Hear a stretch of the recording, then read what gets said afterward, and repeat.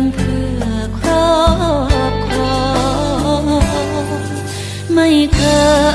ยร้องขอรักต่อไม่เคยเรียกร้องสิ่งใดเพียงเธอรับรู้มีฉันคอยห่วงใยสิ่งนั้นมันมากมายเกินพอขอเพียงได้คิดถึง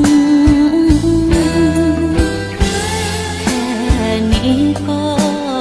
สุขใจแม้เธออยู่ไกลแสนไกลแม้ใครอยู่ข้างเธอ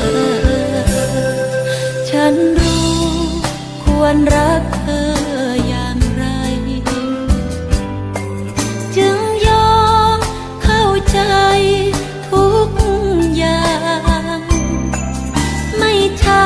ำไม่เสียใจไม่เคยบาดหมางทุกอย่างเต็มใจให้เธอ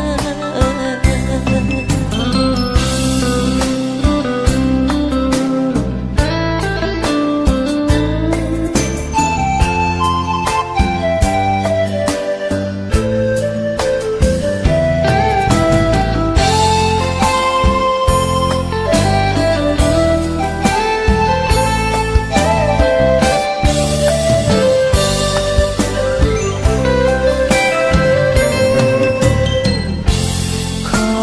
เพียงได้คิดถึงแค่นี้ก็สุขใจแม้เธออยู่ไกลแสนไกลแม้ใครอยู่ข้างเธอฉันรู้ควรรักเธออย่างไรจึงยอมเข้าใจทุกอย่างไม่ช้